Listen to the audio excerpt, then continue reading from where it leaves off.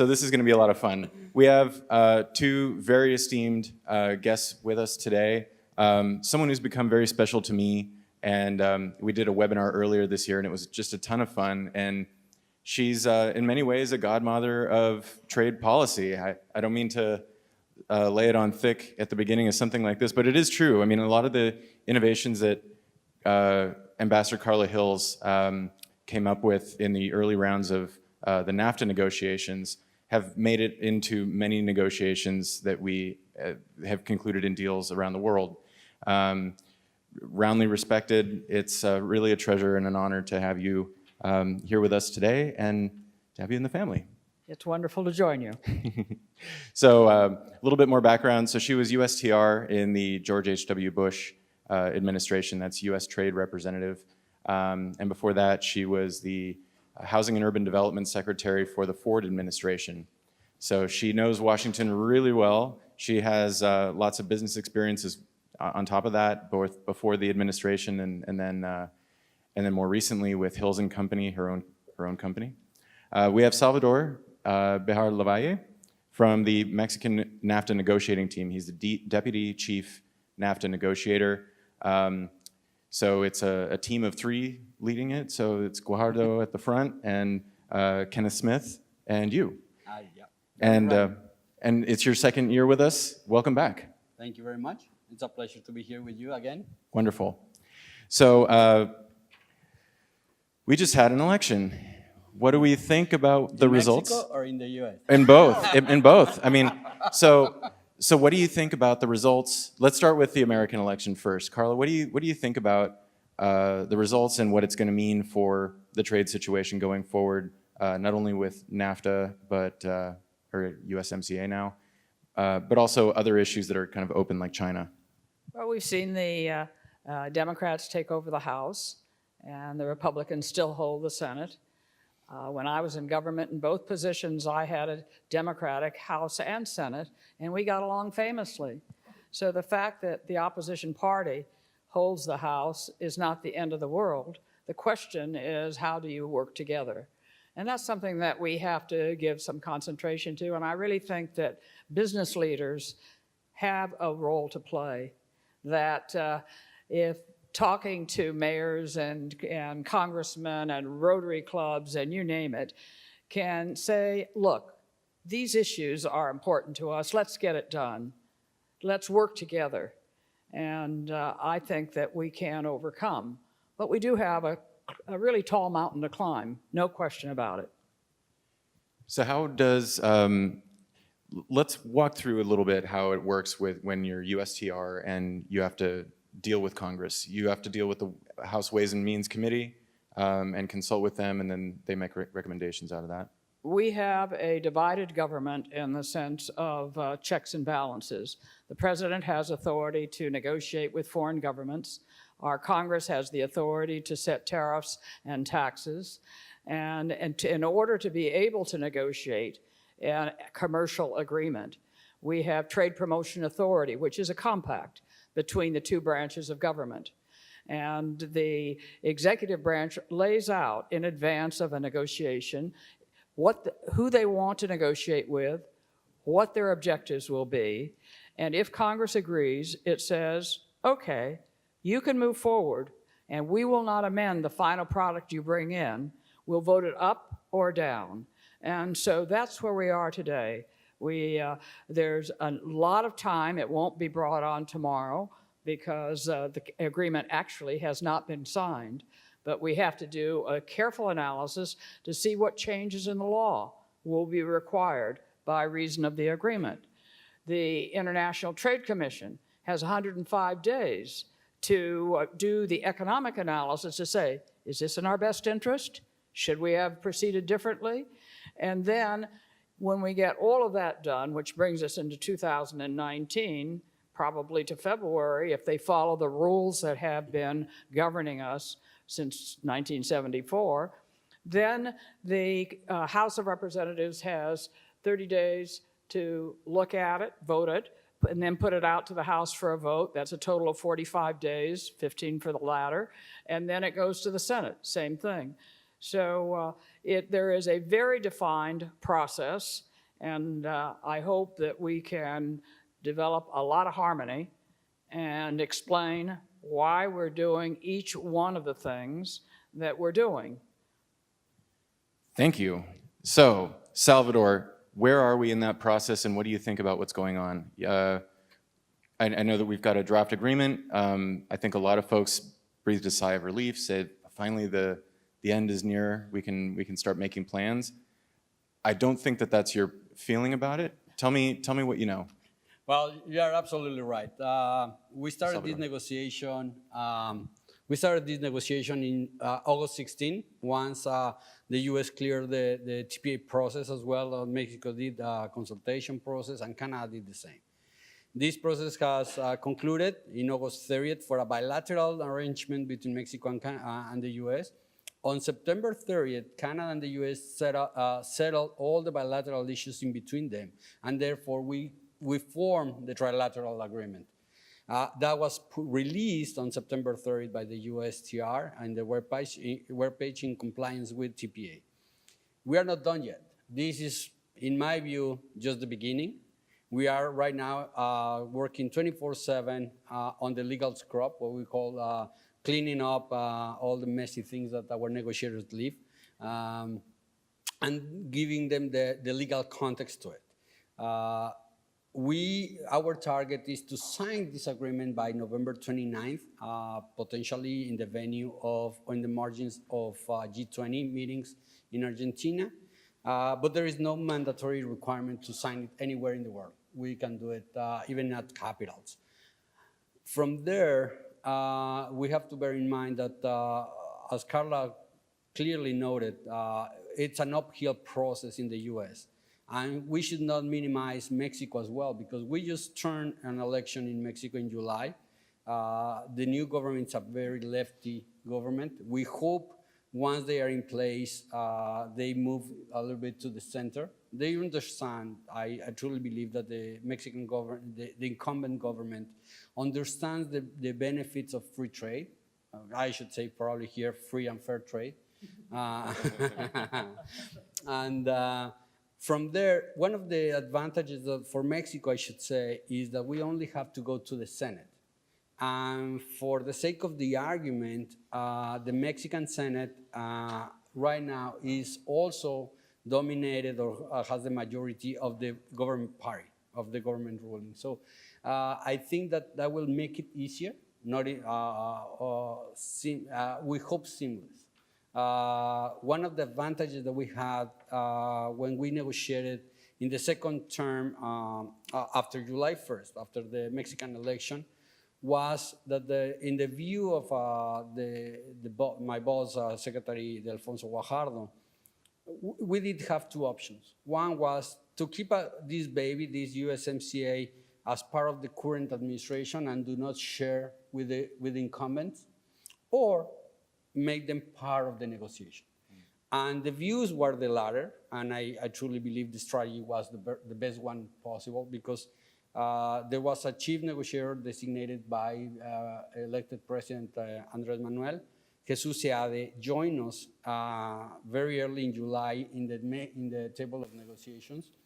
And that allowed the transition team to understand the benefits of the scope of the agreement, and really they make them part of the negotiation, which means they will be the ones going through the Senate and make it easier for the Senate to consider what are the benefits of it.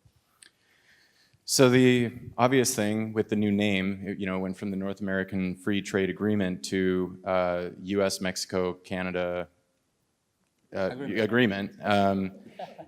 Rolls off the tongue. So is this free trade? I think it's more managed trade, as some economists have pointed out. But I'm glad that we have the agreement.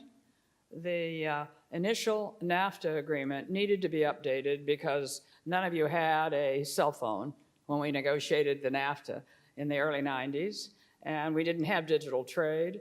We couldn't cover energy because that was constitutionally prohibited by Mexico, and a host of other things that needed to be addressed to make the agreement fit today. But Our connection with our two neighbors is really extraordinarily valuable to us. You know, we have some 11 million jobs that are connected to our trade with our two neighbors. And our investment has skyrocketed in a bilateral and trilaterals measure that is not only the economics that have been such a blessing to our country, but also the bonds that have been created. You know, 1 out of 9 jobs in the United States are connected with tourism. Who are our two largest tourists? Canada and Mexico. And aside from the economics, we're working together on issues like international crime. Mexico's been very, very helpful on a whole range of issues over the past 2 decades. And we couldn't manage our border without having friendship on both sides. I often say, you know, we're so blessed. We have an ocean east and west, and 2 wonderful neighbors north and south. There's not another country in the world that has that. You pick out any one of the large economies, and they have hostility all around them. So we want to keep our friends friendly, and we want to have the economic activities that have given us so much.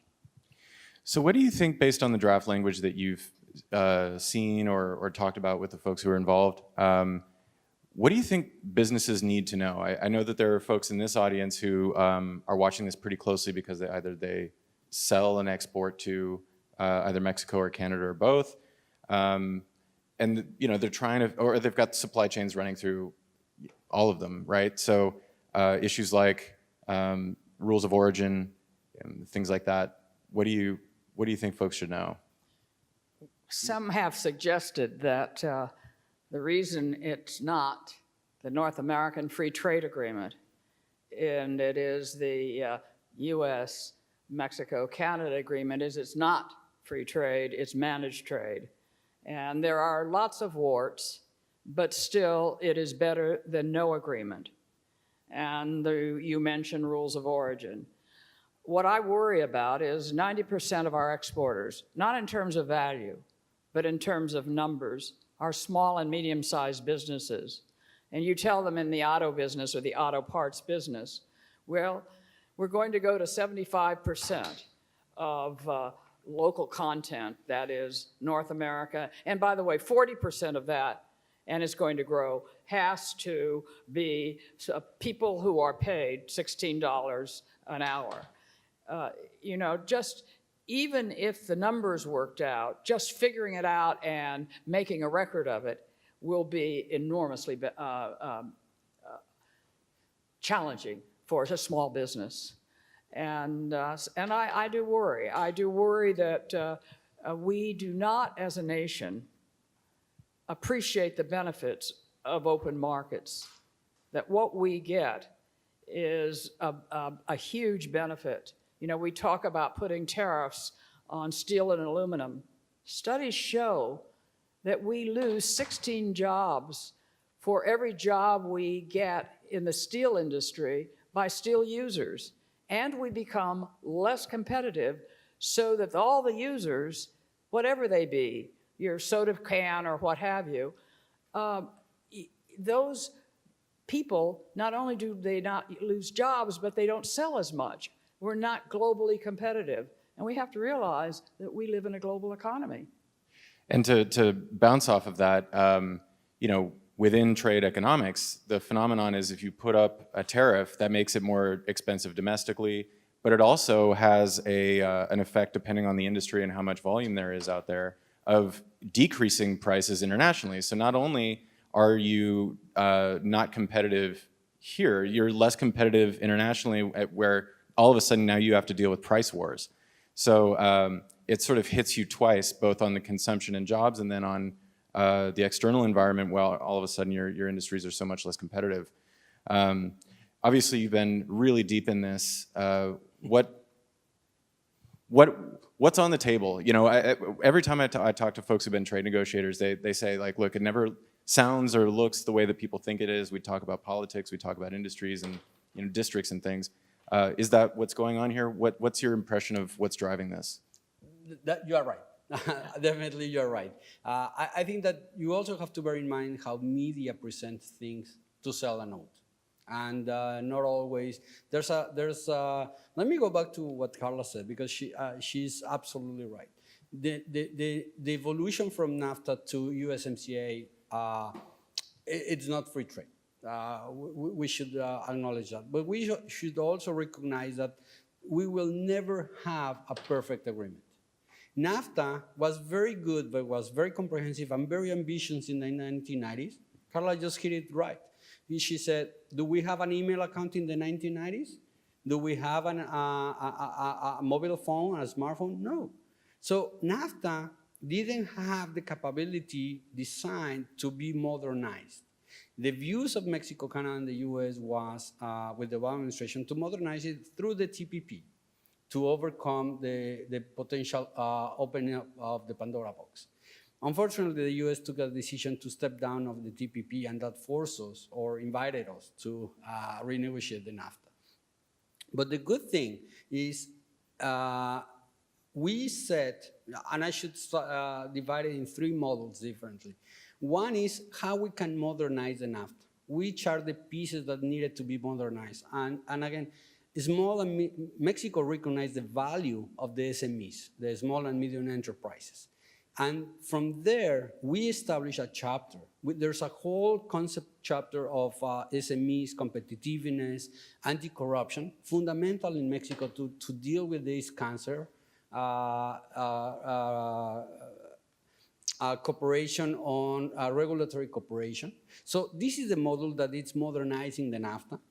And it gets us to the second tier, which were the poison pills that the US put forward, and how we have to deal with those and really eliminate from the text of the negotiation. And thirdly, how we preserve the institutions. We can have a very good agreement. I cannot say it's perfect. But if you don't have mechanisms to resolve disputes, ISDS, which we've been hearing a lot about back when TPP was in the news, right? Exactly. You are talking about ISDS, you are talking about anti-dumping and subsidies, and you're talking about, probably most importantly, state-to-state disputes. You can't have an agreement that has no way to be enforced, and that's a part of it. I want to also point out that this was something that was demonized during the elections as sort of like a supranational court. I mean, we heard all kinds of nonsense and shenanigans about this. But really, I mean, and it's always sort of been told as like this American machination that we're forcing on people, when in fact, from what I've seen, I mean, it's welcome on both sides. So we've only got a little bit left. I want to focus on some things that are connected to all of this, of course. I don't think that most people seem to know this in the US, probably this audience does, that Canada's our #1 export market, followed really closely by Mexico. Half as much to Mexico is China, which I think people kind of inflate in their imaginations. What's going on with US-China? Everyone wants to know, and I wish I knew some folks in the Beltway who know too. You're known for your easy questions. We have a real problem. I think our diplomacy needs to be polished a bit. It's hard to negotiate with another country, and we've just announced that we're going to try to negotiate trade agreements with Europe and Japan and the UK once it leaves the EU. But if we call them names, it won't work. And we have not been very gracious in our negotiations. China has a delegation in Washington, D.C. today. Yang Chichur, who was the ambassador to the United States, is here. He understands the United States very well. And we have legitimate grievances with China. You know, when we created the World Trade Organization, it was to do exactly what you said, to have a mechanism for resolving disputes in a market economy. And China, from 1979 up until about 2000, and I would say 2010, just gradually got more market-oriented. Then it leveled off, and recently, in the last 4 years, it has declined. And we had an opportunity, in my view, to join hands with our closest allies, Europe, Canada, Mexico, Japan, South Korea, and approached China and said, look, you joined in 2001 the World Trade Organization, which has two basic norms: national treatment and non-discrimination. The way you're handing out subsidies discriminates. It's not national treatment. The way you're handling the intellectual property, the same, a violation. We've got to get these things, and here's our list, fixed. And tell us how you're going to do it, when you're going to do it, and let's get moving on to getting your system up to date. And by the way, this would be an advantage to you, because you know you have to move from heavy industry into more of the services. And if you gradually do, and we do it as a partnership with all of us, it will make a difference.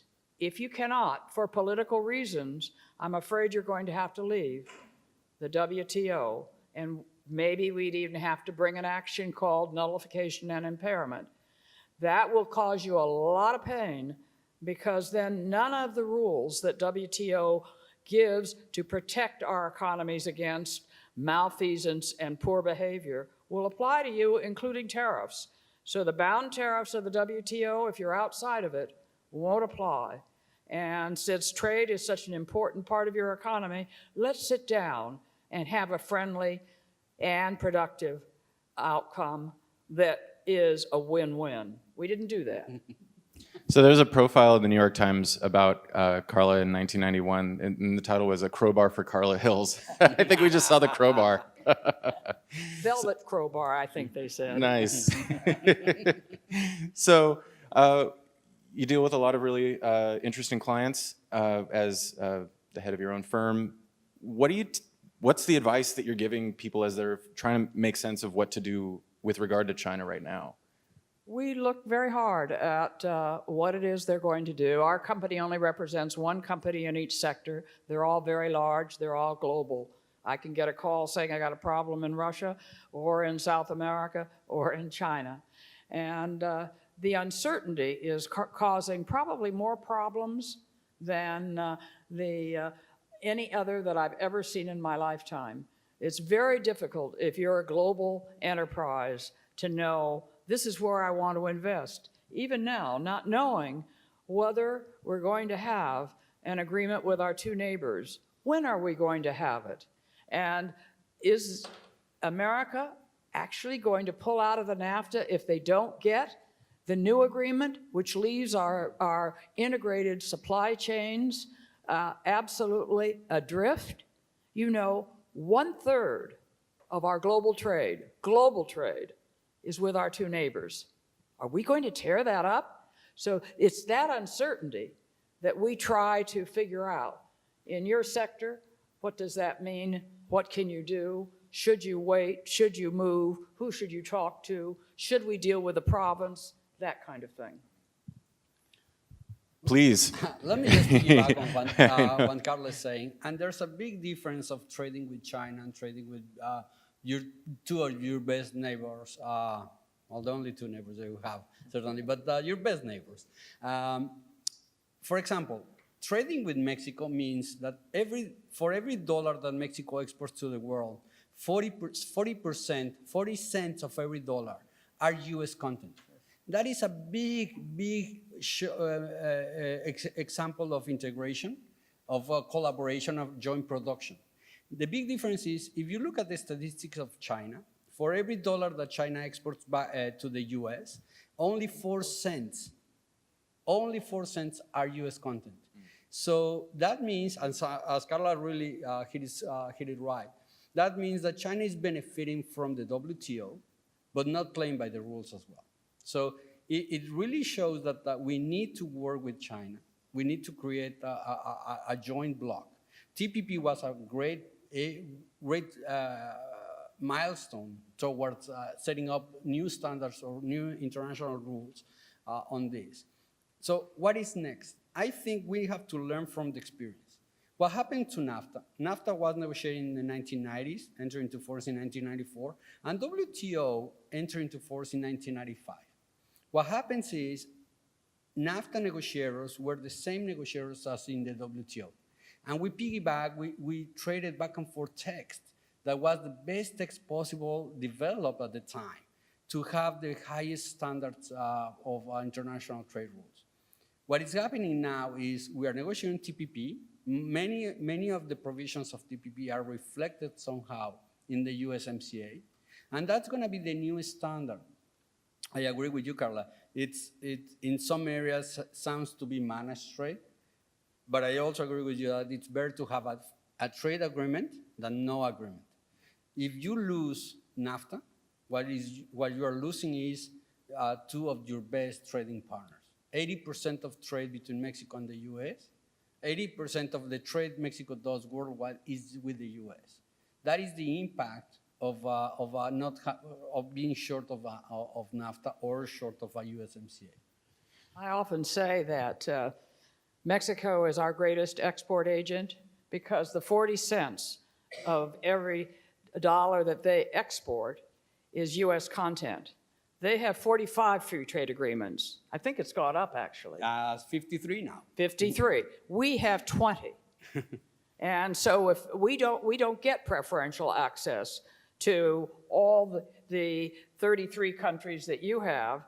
And so when you export something that has that quantity of US content, we should stand up and give you a hug. Thank you. So what kind of signals should we be watching to know where things are going? Let's start with China. You've been dealing with the Chinese a long time. What should we be looking for in terms of behavior that things are starting to turn a little bit at least to some sort of a conclusion? I'm not sure we should watch. I think we should work. We've got to communicate to our government how important in today's world where services and digital flows and we can't turn inward. And we need to talk about how important it is to sit down and have a strategy. It's not sufficient to have a complaint. We have to have a strategy as to how we're going to fix the problem. And we have let it drift for more than a decade. It's time that we sat down and worked it out, not with animosity, but with friendship.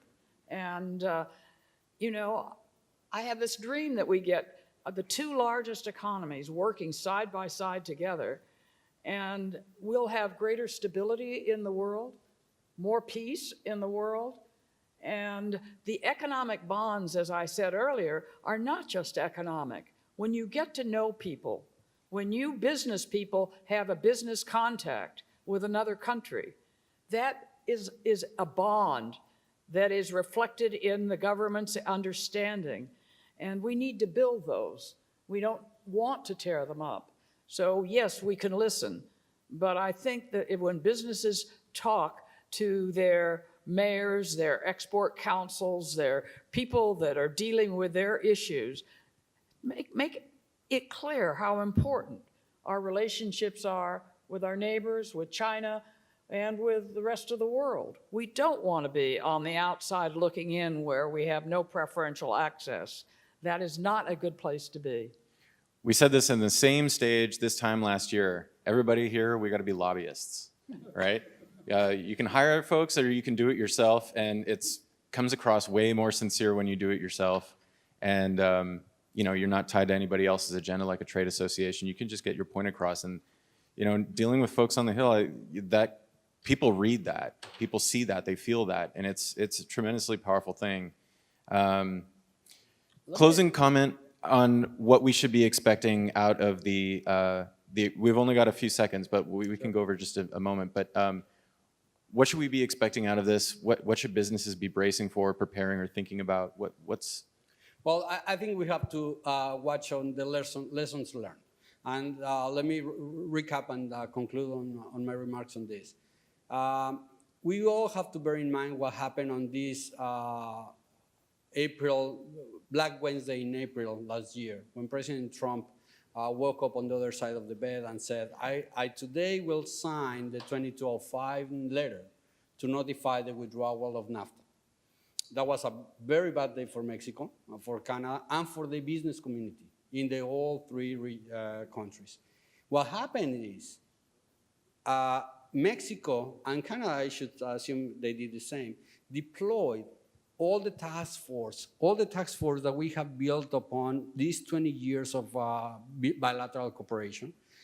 Those suppliers selling to the consumers, calling their business partner, asking them to call the governor, asking them to call the House member, the House representative, the Senate, everyone, in a way that they could persuade President Trump of the big mistake he could commit of killing NAFTA.